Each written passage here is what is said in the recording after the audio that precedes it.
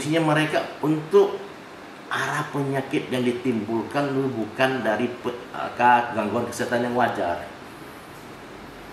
Mungkin ada yang bisa saya tambahkan untuk pengobatan non medis ini, ya, obat-obat herbal. Alangkah baiknya petatung yang sekarang, ya termasuk junior yang termasuk saya juga, menemui suhu-suhu kita, sifu-sifu kita yang senior, yang sudah lama tidak melakukan pengobatan. Mungkin mereka punya buku pengobatan atau informasi-informasi penting tentang pengobatan penyakit tertentu.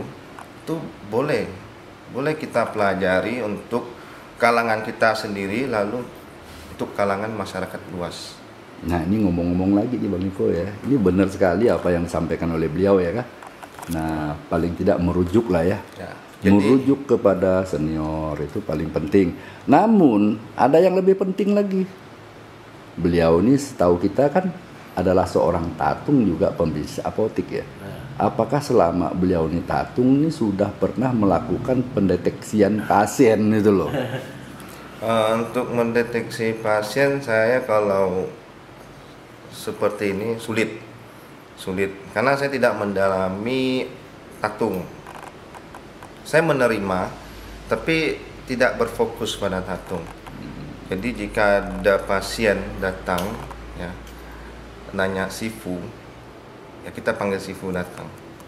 Kebanyakan terdeteksi penyakitnya asam lambung dan mens tidak teratur. Jadi disarankan untuk berobat ke dokter atau ke toko obat Chinese, toko obat tradisional untuk dibukakan obat pembuangan angin untuk melancarkan haid yang tidak lancar. Jadi untuk yang gaib, katakan 10 orang yang datang, paling 1-2 orang aja yang kena gaib. Dan 8-nya itu ya murni harus pengobatan ke toko obat Chinese atau ke dokter. Nah, ini salah satu juga alternatif yang dilakukan ya untuk mencegah hal-hal yang tidak diinginkan tadi. Namun di sini juga muncul pertanyaan Bang Niko, apakah memang benar terjadi gaib itu bisa menyebabkan penyakit bagi orang gitu loh? Benar bisa. Kenapa?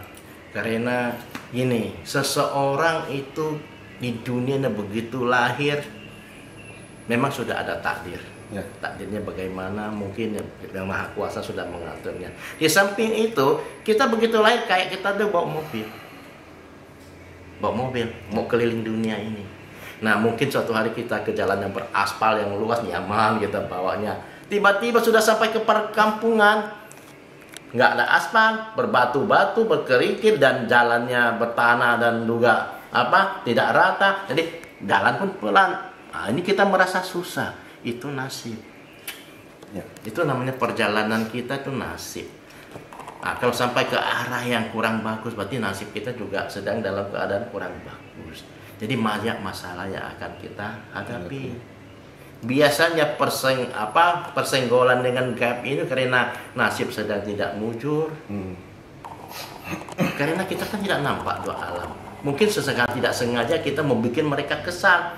Akhirnya mereka membuat satu hal untuk kita, terjadilah katanya kesenggol hawa negatif.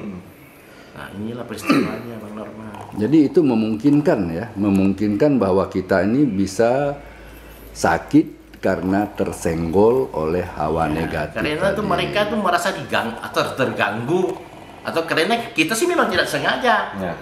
Akhirnya dia mau kasih tahu kita bahwa dia tidak senang, dia bikin kita ada masalah. Ya. Kita kan merasa, ayo kenapa saya begini?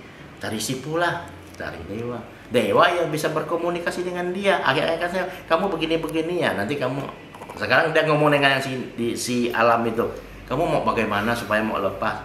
Ya saya minta es alpukat lah 1 gelas. Ya kasihkan es alpukat, selesai. Nah, jadi tidak bertele-tele. Ya memang sih sering kita dengar kalau masyarakat lama itu orang dahulu kala ya. Ketika hujan pas kebetulan panas kan, dikatakan hujan panas. Jangan main hujan panas. Kalau orang Melayu di seputaran kita ini sama kelak kena antu jaring. Nah, mungkin antu jaring itu mungkin dah ya jauh ke terbelakang lah ya. Satu istilah. Ya, satu istilah. Nah, sehingga akan menyebabkan demam dan sebagainya. Sebenarnya seperti bilang, kenapa hujan panas jangan keluar? Karena dalam situasi yang sangat tidak biasa, di hujan panas kan suatu situasi yang tidak biasa. Itu mungkin dalam satu fase di mana akan berkeliaran hawa negatif itu. Nah, kena yang nasibnya tidak kurang bagus, itu biasa bisa kesenggol. Kalau yang nasibnya mujur apalagi di jalan raya sih tidak terasa apa-apa itu. Mereka tidak akan ada masalah. Takut lagi sedang bernasib tidak mujur, akhirnya akan kesenggol. Jadi hujan panas lah, janganlah karena apa? Karena mungkin situasi begini itulah saatnya berkeliarannya hawa negatif, berputarnya hawa negatif di situ. Ya, hawa ya. Nah, kira-kira bagaimana menurut Bang Gunawan nih? Saya setuju apa yang dikatakan oleh Bang Nurman itu memang benar adanya.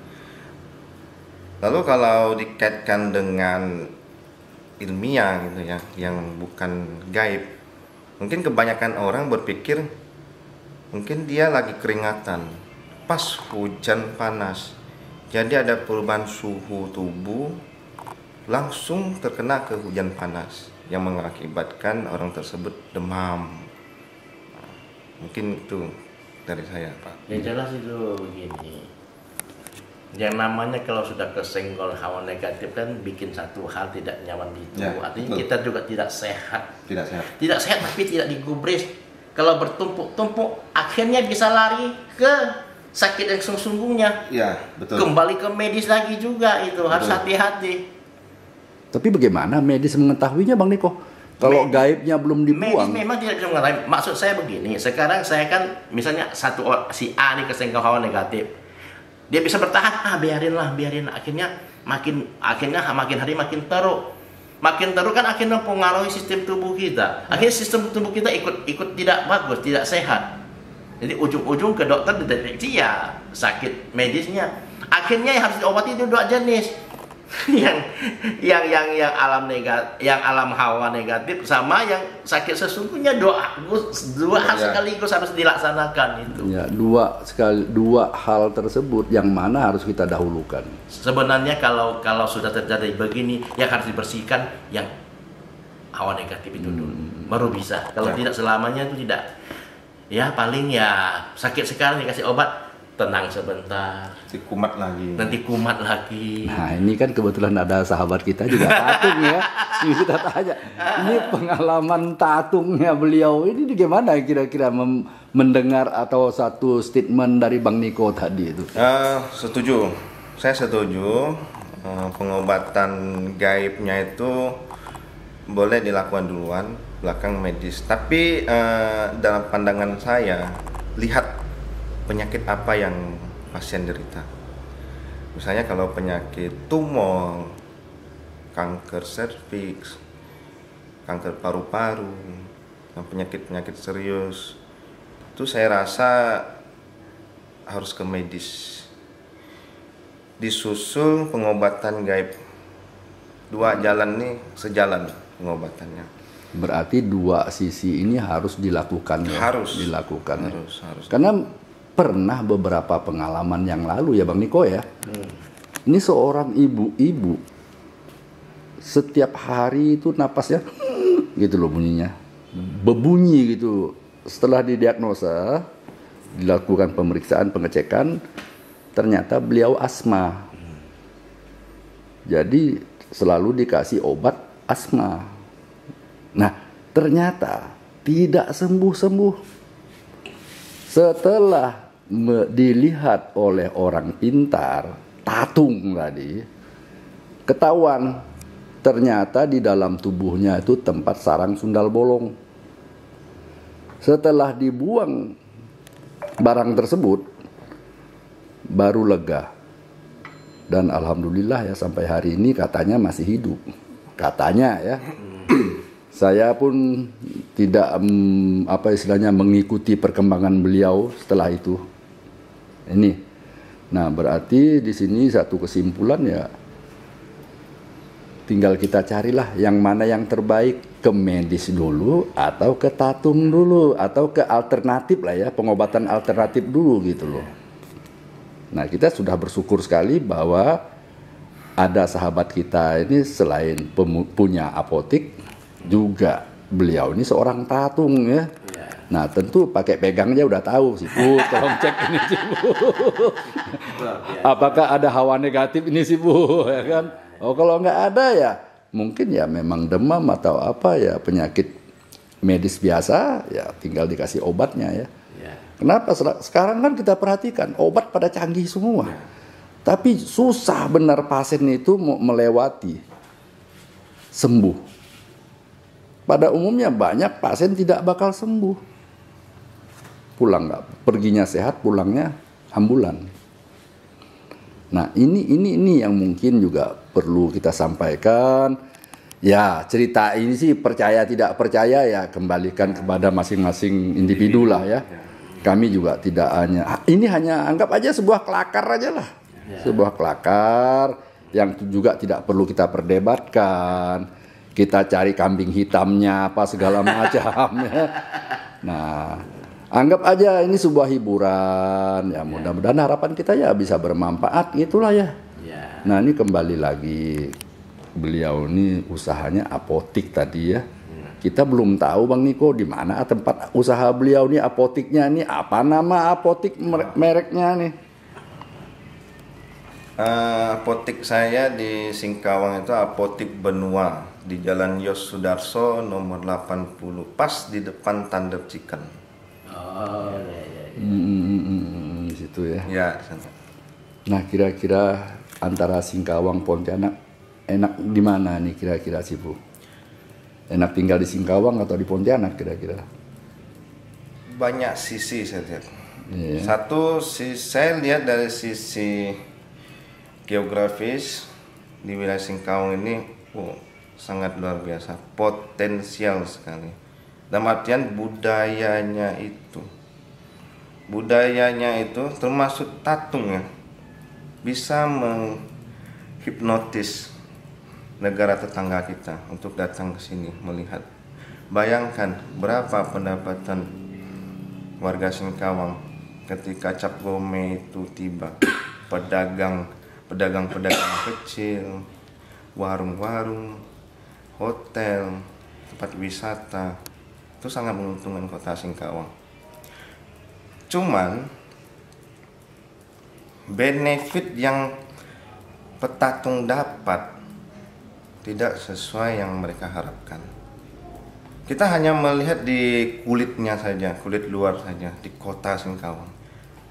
Kita tidak melihat di pelosok, mungkin 2 kilo dari kota masuk ke dalam. Kita nggak tahu nasib petatung senior kita bagaimana, ada makan tidak hari ini, kehidupannya bagaimana, kesejahteraannya bagaimana, kesehatannya bagaimana, pendidikan anak-anaknya gimana, besok mau makan apa. Saya rasa belum sampai ke sana.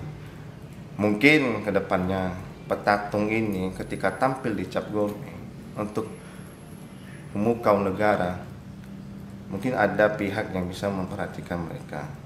Tidak semua tatung itu hidupnya berkecukupan, bahkan ada yang lebih bawah itu. Mungkin dari saya seperti itu, Pak Norman. Ya, Bang Niko ada. Jelas saya ini sudah berapa tahun dengan Bang Norman.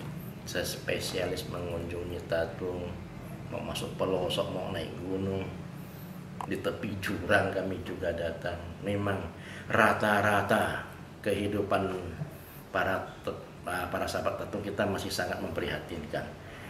Dan mereka itu sudah sangat berjasa untuk Singkawang, khususnya sudah mengangkat nama Singkawang. Ya. Dan juga sudah mengharumkan nama Indonesia karena banyak wisatawan yang datang. Tiap wisatawan yang datang juga puas dengan atraksi mereka. Mereka sudah sangat berjasa. Tapi Ya, saya harapkan pemerintah juga akan memperhatikan lebih lanjut untuk kedepannya. Ya, tidak ada banyak, mungkin ada sedikit bisa membantu supaya dari tahun ke tahun nasib petatung di Singkawang akan berubah.